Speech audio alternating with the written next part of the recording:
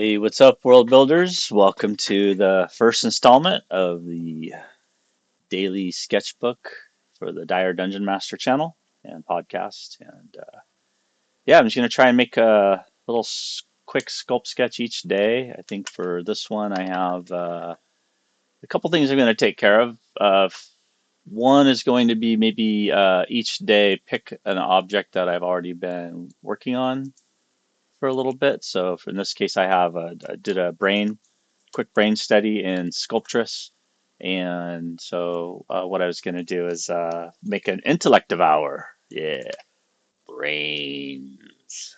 So there's a lot of variance over the ages. I think in the Xanathar vein of things, there's intellect devours from the Waterdeep. Of course, they look different after they're desiccated and they're but there's been some, this is the first one I remember, the old black and white. I thought it had six legs at first, but I guess it is only four in there. One's like a little funky tongue, one a little bit more bug-like, and got a little like antenna and maybe some chitinous, different tails. But I had to study the brain, so that's something that we'll touch on throughout the series is grabbing something that is laying around that you've already been working on. So I could do a lot with this brain, right? I could do the Mars attack, right? Type of thing. And we could do like some sort of elder brain from there's lots of stuff we could do with it. So I'll come back to that. But for right now, a lot of people are using SculptGL, the free web browser-based version of Sculptris. I'm sorry, of Nomad Sculpt. And so I'm just going to go through that. And again, just the number keys right here do correspond with the, let me see if my drawing tablet's acting funny. There we go. Yeah, these keys right here for the brush. Right, brush is one. You see right there, inflate. So I'm not going to call that out, but I do have my key recorder on. So on the bottom left side of the screen there, you'll see which key I'm hitting as I go. And so yeah, so 1, 4, 5, 7, and 0 is all we need to know. Alt, and then release to zoom in and out. Control, and going forward and back also, up and down also zooms in and out, and then Alt, and then pan. So if I'm Alt and I'm panning, and then as I get to where I want, I can let go of the Alt key, and then it'll zoom in and out. I can also just click an empty space. And up here in the scene, we have the mirror line. As I rotate, if I hit the shift key, it's going to kind of lock in. Oh, that's a ZBrush, huh? But anyway, yeah, we'll get to ZBrush eventually. Hopefully this is forward facing, but let's go for it. So the regular brush key, if I'm just doing a simple skull here, is gonna, oh, I have it on opposite, negative, I do, right there. Oh, didn't even know. Regular brush keys. It should fill in by default, right? But then if you hold down Alt, it's going to push back in. So I just wanted to start off on the right foot there. Also, a lot of times you get the basic shape, and I'll go to the topology, drop it way down, W for the wireframe, and X to go bigger and smaller. And we'll just kind of push in a lot of the basic shapes with 0 with the move brush, of course. Not with the regular brush. There we go. So, and then the intensity on that I found with the move brush active. If we drop the intensity down, the fall off's a little more gentle, which is usually what we're going to want when we're making those refined movements. Get a shape that we're happy with. So just get yourself a nice little bean head shape or egg-shaped head, right? Pull that chin down right here. There we go. That's better. And then go to the side view and make it a little bit smaller and pull that jaw forward. And just trying to get some like super midline, neutral uh, head shape that I can save and start with. So you want like a base head shape that you're happy with. Now, if you're taking my classes, of course, you should be really building your own model kits with these techniques. So you definitely want to save these in stages as you go and try, oops, that was really intense, wasn't it? And then, yeah, try your best to save out a name and organize your model kits as you go. But for these sketches, we're just going to sketch, right? So I just want to relax, not worried about work or classes, whatever. Just have here to have fun, making some fun stuff with y'all. So hopefully, I'll do some live broadcasts. Um, I'll try and do them as often as I can. We'll see. I don't want to commit to a schedule just yet, but there we go. So that's something there. Maybe in a little bit more back here. A shift to smooth out, right? And then shift. Also, you want to be careful with the intensity on the smoothing algorithm because it can just kind of wipe out a lot of the work that you've done. So you want to be conscious of that as well. There we go. And there's like a bit of a little protrusion back there. I also don't really like in the scene the grid, so I don't really need the grid if I'm doing a free form sculpt like that. There we go. Okay, back to one, X a bit smaller. And yeah, so we're going to go down here to the cheekbone, which is surprisingly, right here, I can go up one in the resolution here. And I think one of the keys here is to refine without a bunch of triangles if you can. Just kind of try and get used to getting shapes without being too greedy on how many polygons you need to achieve the shape that you want. Because a lot of times it's a crutch, right? It's like you think it's going to look better if you give it more detail, and that's almost never the case. Like, makeup on a pig, it's still a pig. You want to be real conscious of that. So there we go. I'm just doing the jawline, and I think I can do Alt. I can push that back in again. And I'm not going to do a actual skull. I'm just going to kind of do a blah humanoid shape. I'll use Shift to smooth out a lot. And you'll see it does remember as I switch brushes what the diameter of each brush is, which is actually incredibly helpful. Sometimes that might not be what you want, but I tend to like that setting. There we go. Here, do the upper mandible. So the horseshoe shape, the curve underneath is really something to be conscious of. And if I look at that from the top down to the curve of the temple region right in here, a lot of times it's still not round enough, and this one is no, um, it's having the same problem. So it's got to be even tighter here along the temple region. So I'll just go to my move brush and grab those temples and just really try and bring those in as much as I can. Conversely, too, you could bring out the back on there too, but I think in this case, it was more, yeah. It'll get real lumpy if you're high resolution doing all these pushes. You get a bunch of peaks and valleys and undulations, and that's usually not what you want. So that's why I usually recommend to do that. So there we go. There's something. Maybe come back to the sides of the eye socket right here and do the clay. It should be on buildup with clay, which also has a pretty big difference in how the clay layers on top of itself. So if I go one and then back over it two, you'll see it builds up over the top.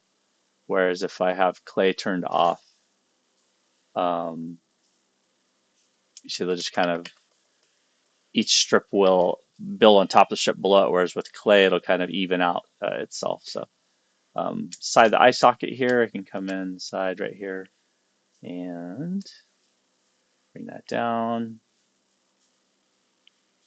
Forward, Shift to smooth. There we go.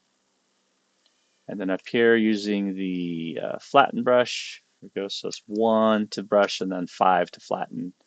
And we'll want to do a nice big flatten brush. Again, watching the intensity level. C, lets you do your intensity back and forth as you're going. But right in here usually tends to kind of flatten out a bit as it goes to the temple region. Same thing right in here in the temple. We definitely have some flattening occurring right here. Turn off the wireframe for a second so you can see a little bit better. There we go. Yeah, I think that works. Go back to 1 or Shift, smooth out. Shift, smooth a little bit more. And pretty happy with that as a little base. Let's go hop over to the crease tool, which I will remember eventually is number 7. There we go. Sorry, too many apps this week.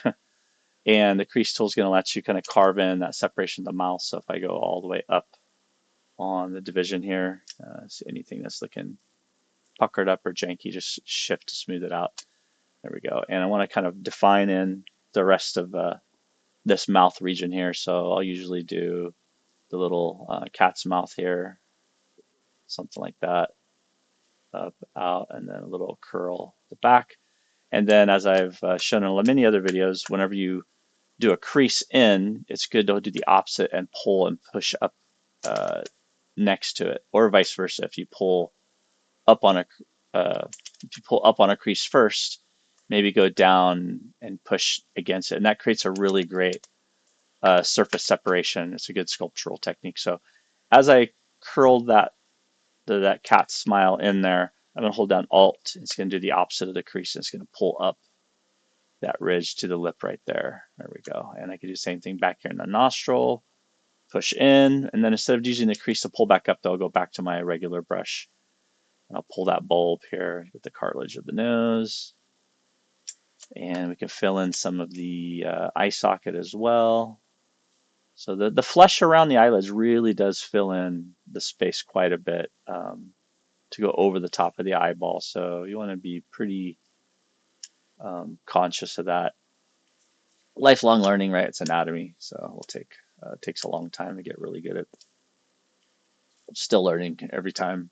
That's why we're doing this, right? It's like to accelerate learning and also just to achieve some true mastery. Have fun with this.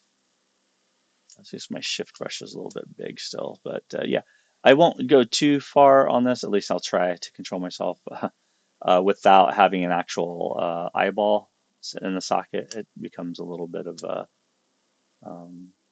exercise in futility without having an orb in there somewhere. Back to 7, back to crease. So for the eyelids, I could go here and crease that in there. There we go. And behind the tear duct and the tendon right here.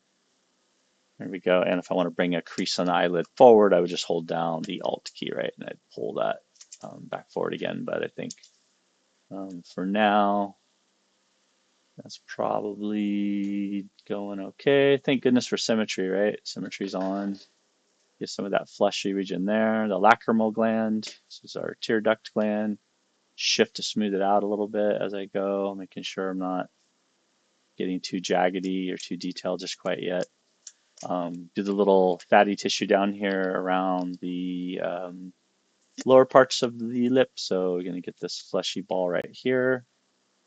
There we go. And then we have it's a series of 3 shapes right here. So it's really 1, 2, and 3, 1 on each side. And then there's a good sharp corner of the mouth. It's getting jagged, so I'll just shift, smooth that out right away.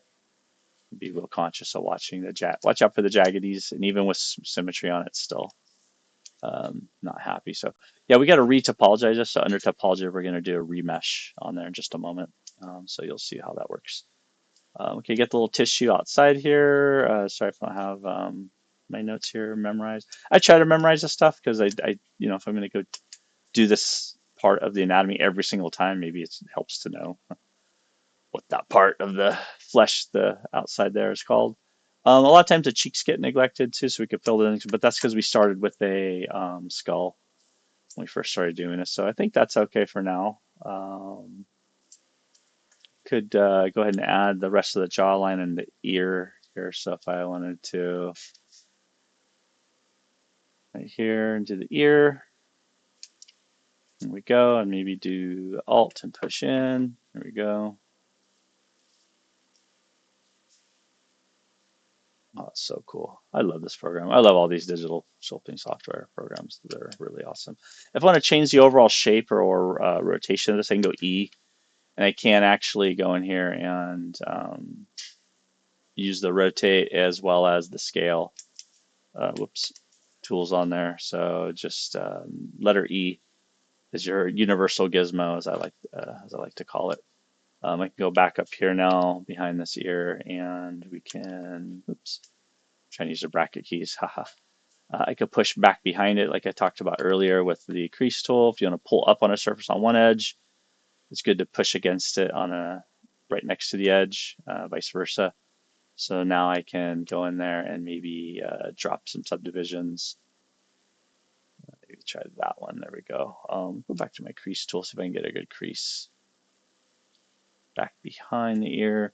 And it's not gonna be perfect, but we're doing a speed sketch, right? We're doing a sculpt sketch. There we go. And then Alt to pull up in that crease, right? There we go. Down around there. Voila. Back to 1. I can pull a little bit more. Maybe go to 0 to grab, make it a little small one. I can grab the little bottom bell region, bottom of the ear. So can I let me go to the higher resolution. There we go. Then there's always inflate too, right? Which is, oops. It's like my interface locked up on me. Why is it doing that? Number 2, inflate. There we go. So if you want to blow up a nice even roundedness, that helps a lot too. Okay, so it's pretty messed up. So I'll just go back to my regular brush tool and just hold shift and just smooth it out. Every now and then you just got to get rid of the lumps. You got to go in and smooth out. And this is a too high a resolution too quickly. It causes problems as well. Shape of the skull back there is definitely funky right now. It's not perfect. Not too worried about it just yet. At least that's what I'm telling myself. So, you know, as you're going through here and kind of evening out the different plates of the bone and areas like that, just keep smoothing things out and it should fix itself pretty quickly. Okay, so I got this here.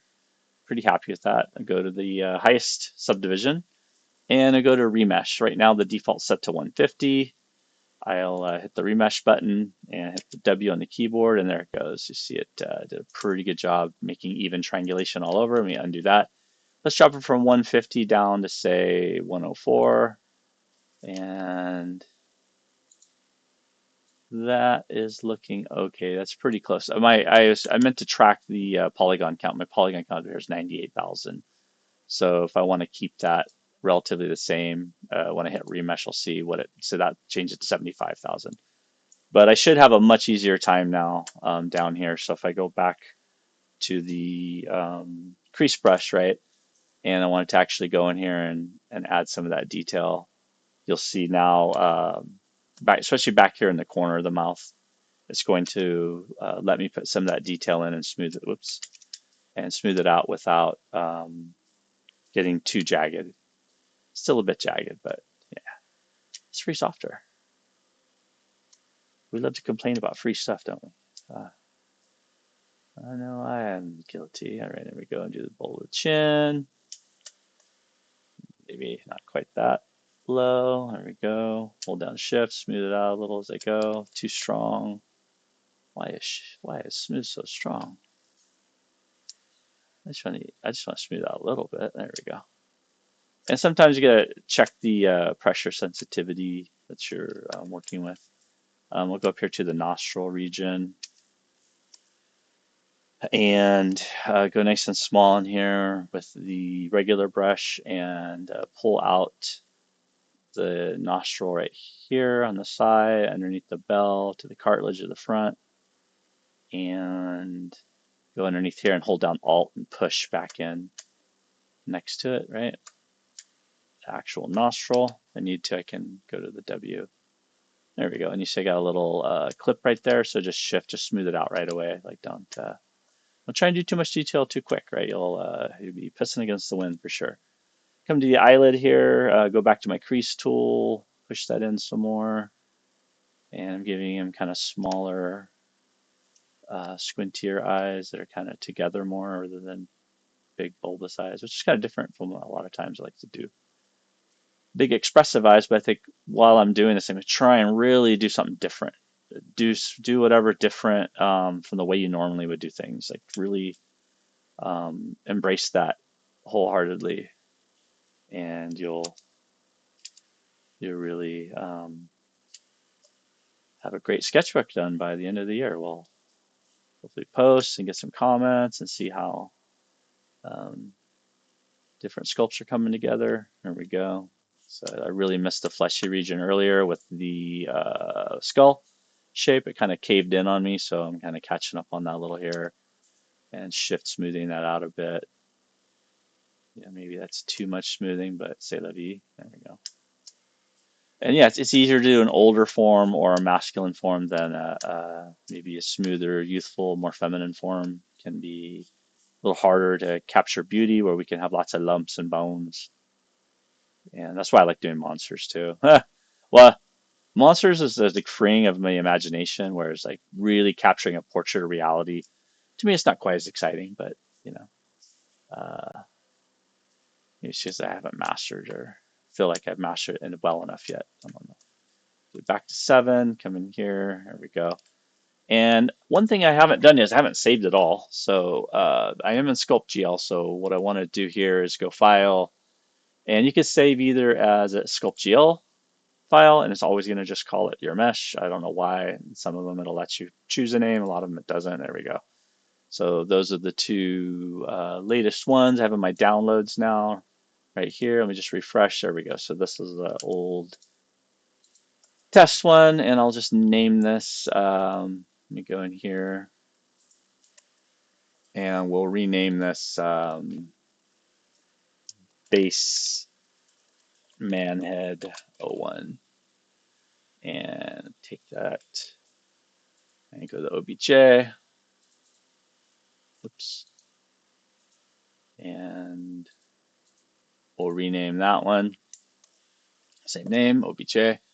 And now what I can do is I can actually add this file to this file, right? So what I can do is I can come in here and I can import the OBJ. And we'll go to, I just leave it to the downloads for now, but that's very personal, like add to the object or do a new scene. So if I add the object and I keep it symmetrical here, you'll see, well, boom, there we go. Now I can, right? I can move, scale, and rotate it here. Here's a rotate, there's a scale, right? If I go to the move brush in here, grab, if I have it G on global, G is grab. You see the global goes on and off. G will make the grab tool active. If I hit a second time, make it go global.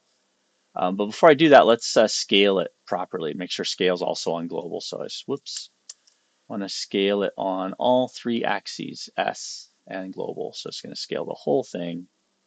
And then I go back to G. And then I'm going to bring it under here. The leader, right? Whatever. That's fun. Scale is T. There we go. And back to G. I think that's probably pretty good. Let's really get it in there. All right. Yeah. Frontal lobes. Pretty gross. Cool. So right away, I'm like kit bashing, like pulling things into the scene and, able to really goof around with this and have some fun. Now in Sculptris, what makes Sculptris really superior in just one particular way, I unmasked up both of them, is you can freely grab and it'll tessellate or give extra triangles as needed, right? So if I go to my grab brush and I hit it a second time and I want to give him some tentacles. I make sure that the strength is right here. His Q is up enough, and I'll just do a little test down here on his chin. Oh, darn. Symmetry got turned off somehow. Oh, no, symmetry's turned on. Well, then, oh, there it goes. Okay. So then what I can do is now this one should work with the bracket keys. Yes. The bracket keys are going to pull. Now, as I pull, you'll see it's actually adding pixels to this as I pull. And there's a few different ways to see. Q is the detail, on and off. There we go. There's the size. Here's the strength of the detail, and here's the strength of the pull. So we'll kind of take a look at how to do that here in the next video. So I'll see you there for the next sketch.